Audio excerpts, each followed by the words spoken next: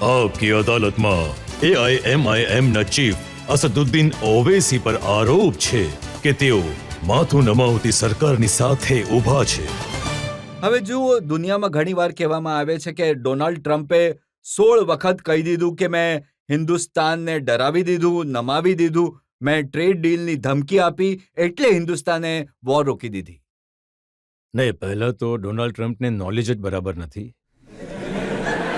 તો હું આટલા અઠવાડિયાઓથી ઘણી સાવધાનીથી બોલી રહ્યો હતો, કારણ કે યુએસ સાથે આપણે એક સ્ટ્રેટેજિક રિલેશનશિપ છે.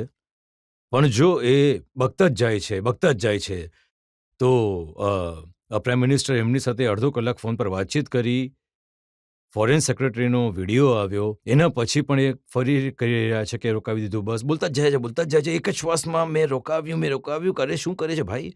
અરે 135 કરોડનો દેશ છે. અહીંયા કોઈ આવીને અમને કહેશે કે અમે રોકાવ્યું. ક્યાં રોકાવ્યું તમે ભાઈ? ટ્રેડ ડીલના નામ પર ડરાવી દીધી. નહીં, ટ્રેડ ડીલ શું? ટ્રેડ ડીલથી તમને જ ફાયદો થશે, બધાને ફાયદો થવાનો છે. તમે ટ્રેડ ડીલ ભારત સાથે જે તમારો ટ્રેડ છે પાકિસ્તાન કરતાં ઘણો વધારે છે, તો ટ્રેડ ડીલના નામ પર કોઈ પણ ગવર્મેન્ટ પોતાની સોવેરિયનને સોદો નહીં કરી શકે.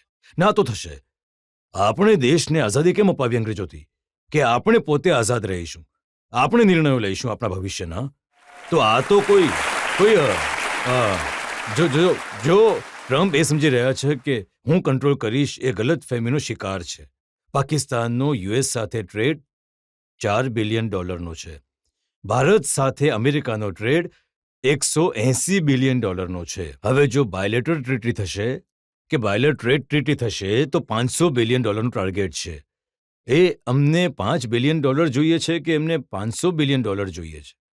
એ વાત જરૂર છે કે કંઈક ક્રિપ્ટોનું કનેક્શન છે પાકિસ્તાન કોન સાથે, એટલે બગતા જ જાય છે. પણ મારું માનવું એ છે કે જ્યારે સીઝ ફાયર થયું, એટલે કે જ્યારે ફાયરિંગ અટકી ગઈ, જે પણ અટક્યું, તો મારી ફરિયાદ એ છે કે આપણા દેશના પ્રધાનમંત્રીએ કે દેશની સરકારે એ અનાઉન્સમેન્ટ કરવું જોઈતું હતું કે નહીં, કે આખી દુનિયાને ખબર પડી ટ્રમ્પ પાસેથી. તો સરકાર આપણી છે, દેશ આપણો છે, આપણને ખબર પડે છે કે અમેરિકાથી મેં કરાવી દીધું. તમે શું કરાવી દીધું? જો તમે કરાવી રહ્યા છો તો પછી હું ટ્રમ્પને કહીશ કે ફિલિસ્તાનીઓ પર જે હુમલો ઇઝરાયલ કરી રહ્યો છે તો રોકાવો. જો તમારામાં એટલી તાકાત છે તો ઇઝરાયલ ઈરાનનું સમાપ્ત કરાવો, યુક્રેન રશિયાનું સમાપ્ત કરાવો. એ વારંવાર બોલતા જ જાય છે, એટલે એ વિચિત્ર રીતે. પણ આપણે ત્યાં પણ લોકો છે જે કહે છે કે નરેન્દ્ર સરેન્ડર. નહીં, હવે એ પાર્ટીના નેતા મોટા છે, એમની પાર્ટીમાં ઘણા સક્ષમ નેતાઓ છે. હું એટલો સક્ષમ નથી કે એના પર કંઈ કહી શકું.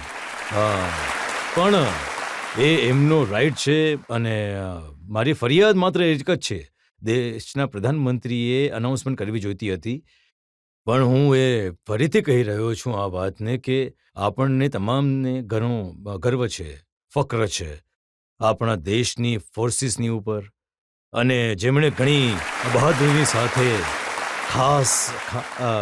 ખાસ રીતે 9 અને 8ની રાત્રે ગુજરાતની જે પાકિસ્તાનની બોર્ડર છે, રાજસ્થાનની જે પાકિસ્તાનની બોર્ડર છે, જમ્મુ, પંજાબ, કાશ્મીર, પાકિસ્તાને પોતાની તાકાત જ લગાવી દીધી ત્યાં, અને આપણી સેનાઓએ, આપણા એર ડિફેન્સ સિસ્ટમે જબરદસ્ત ઉત્કૃષ્ટ રીતે એને રોકી દીધી. તો મને ઘણો ગર્વ છે અને હંમેશા રહેશે. પણ આ પોલિટિકલ સ્ટેટમેન્ટ જે અપાઈ રહ્યા છે એ સરકાર અને બીજા લોકો જે લે, પણ જ્યાં સુધી મારું માનવું છે, જો પાકિસ્તાન બીજી વાર હિંમત કરશે તો મને લાગે છે કે ઘણો જ ખતરનાક જવાબ મળશે એમને. પણ ટ્રમ્પ સાહેબ માત્ર બોલી જ નથી રહ્યા. એમણે જનરલ આસિફ મુનીરને વ્હાઇટ હાઉસમાં બોલાવ્યા, લંચ કરાવ્યું, પંપાળ્યા, બહેકાવ્યા. જો આશિર મુનીર જો ગયા છે ત્યાં આગળ, તો એમણે જાણવું જોઈએ કે અમેરિકા ફ્રી લંચ નથી આપતું કોઈને. તો એમની પાસેથી બરાબર એ આશિર મુનીરથી એ વળતર વસૂલ કરશે, અને વળતર એ રહેશે જે ઈરાનની જે બોર્ડર છે ત્યાં એ કંઈક ને કંઈક કરવાના છે, અને એ દેખાઈ જશે સામે. અને ટ્રમ્પને અને યુએસ એડમિનિસ્ટ્રેશનને એ સમજવું જોઈએ કે આશિર મુનીરના ફંક્શનમાં એ ટેરરિસ્ટ જે વોન્ટેડ છે યુએસમાં એ બાજુમાં બેસીને ફોટો પડાવે છે. તમે એને મળી રહ્યા છો. જે ટેરરિસ્ટ માર્યા ગયા હતા એમની નમાઝ જનાઝા યુએસ ગવર્મેન્ટે એને ટેરરિસ્ટ ઘોષિત કર્યો. એ નમાઝે જનાઝા કરાવી રહ્યો છે. પાકિસ્તાની આર્મી ઊભી છે. ટ્રમ્પ એમને મળી રહ્યા છે. તો આ તો ટ્રમ્પે વિચારવું જોઈએ કે જો તમે કોમ્પ્રોમાઇઝ થઈ જશો કે આ રીતની વસ્તુઓને તમે જુઓ પોલિટિકલ્સની નજરથી જોતા રહેશો તો પછી ટેરરિઝમની જે લડાઈ આખી દુનિયાએ લડવાની છે એને ખાસ કરીને આપણે તો વિક્ટિમ રહ્યા છે તો પછી આ લડાઈ નબળી પડી જશે. જો જે સમયે ઓપરેશન સિંદૂર અટક્યું, આ સીઝ ફાયર થયું, એના પછી પાકિસ્તાનના જે પ્રાઇમ મિનિસ્ટર છે એમણે એક સ્પીચ આપી હતી. એમણે બધાનો આભાર માન્યો. એમણે પપ્પા ટ્રમ્પનો, કાકા ચીનનો, મામા ટર્કીને, બધાનો ઘણો ઘણો આભાર માન્યો. નહીં, હવે એમને પાકિસ્તાન એટલું આઇસોલેટેડ છે કે એ લોકો લગભગ ચીનથી 80% આર્મ્સ ખરીદે છે અને ચાઇના પાકિસ્તાન ઇકોનોમિક કોરિડોર એમનો જે ગ્વાદર પાર્ટ છે એ ચીન એક નવી ઈસ્ટ ઇન્ડિયા કંપનીની બની ચૂકી છે પાકિસ્તાન માટે. પણ ચીનમાં જે જિનજિયાંગનો વિસ્તાર છે જ્યાં આજે પણ મુસલમાનો પર ઘણા અત્યાચાર થઈ રહ્યા છે, પાકિસ્તાનનો કોઈ પ્રાઇમ મિનિસ્ટર પાછલા 7-8 વર્ષોમાં એક શબ્દ નથી બોલતા એના વિશે. કેમ નથી બોલતા એ વિશે? ભાઈ, જ્યારે તમે ઇસ્લામનું નામ લો છો તો એ પ્રોવિન્સમાં જે આપણા લેહ લદ્દાખથી જોડાયેલા વિસ્તાર છે, જેને ઈસ્ટ તુર્કમિસ્તાન જેને કહે છે, ત્યાં કોઈ બોલતું જ નથી એ વાતને. એટલે નથી બોલતા કેમ કે એમને એક ચાઇનાથી CPSE જે પ્રોજેક્ટ છે એમાં એમને પૈસા જોઈએ છે.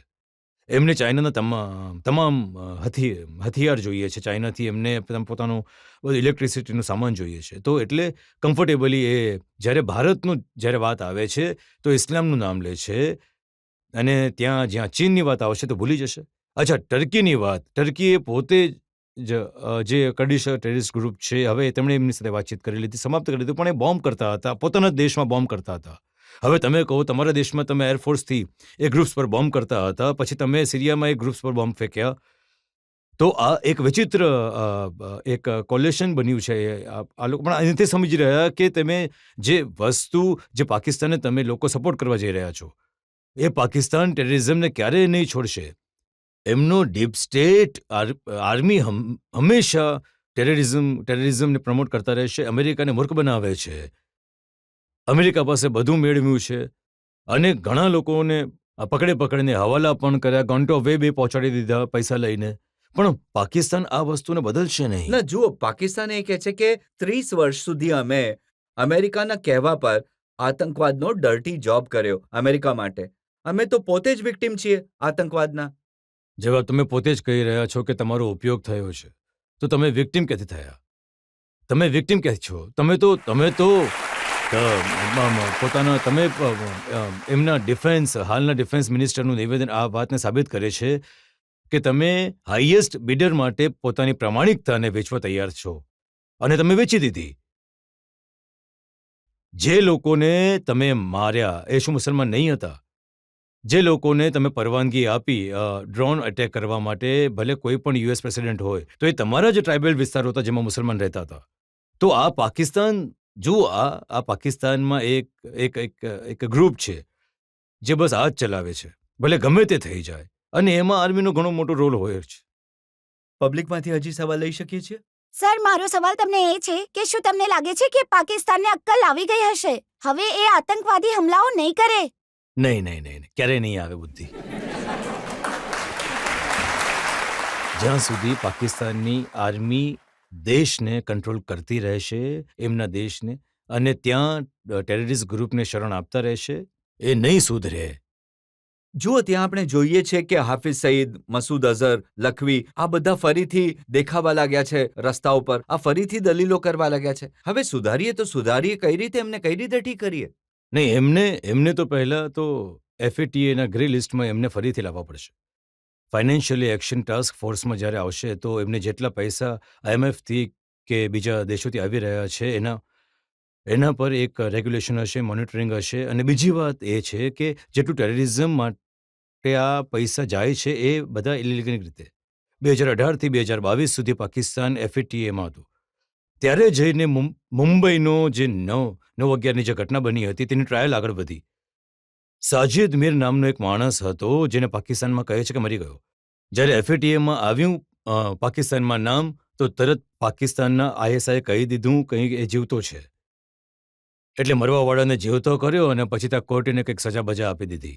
તો FATAમાં લાવવો જરૂરી છે અને કોન્સ્ટન્ટ આપણે વિજિલન્ટ રહેવું પડશે. અને સૌથી મહત્વની વાત એ છે કે પાકિસ્તાનમાં, આ દેશમાં ડિસ્ટેબલાઇઝ કરવા માટે એક જ વસ્તુ કરવા ઈચ્છે છે કે અહીંયા ધાર્મિક ક્રિમિનલિઝમ વધે. જો આપણે ક્રિમિનલિઝમને નાબૂદ કરીશું, જો નાબૂદ નહીં કરીએ તો ઓછામાં ઓછું એને કંટ્રોલ કરીએ, તો પાકિસ્તાન માટે ઘણી મોટી હાર થઈ જશે. તમે કહો છો કે જે આપણા દેશના લોકોની અંદર ડિફરન્સીસ છે, જે નફરત ફેલાવવા વાળા લોકો છે, એમને કારણે પણ પાકિસ્તાનને હિંમત મળે છે. નહીં, આ સ્ટેટમેન્ટ તો ફોરેન સેક્રેટરીએ કહ્યું હતું કે પાકિસ્તાન અહીંયા ડિસ્ટેબિલાઇઝ કરવા ઈચ્છે છે હિન્દુ મુસ્લિમ નફરતને વધારીને. તો આ તો એમની કોશિશ હશે. એમના પહેલગામમાં એમનો ધ્યેય એક જ હતો કે અહીંયા ઘણા મોટા કમ્યુનલ રાઇટ્સ થઈ જાય. હું દેશની જનતાને સલામ કરું છું કે હા, થોડી ઘણી જગ્યાએ ઘટનાઓ બની, પણ આપણે પાકિસ્તાનને એમના એ ગંદા પ્લાનમાં સફળ થવાથી રોકી લીધા. અને એની ક્રેડિટ કોઈ ગવર્મેન્ટને નથી જતી, એની ક્રેડિટ ભારતની જનતાને જાય છે કે એમણે સમજી લીધા આ વસ્તુઓને.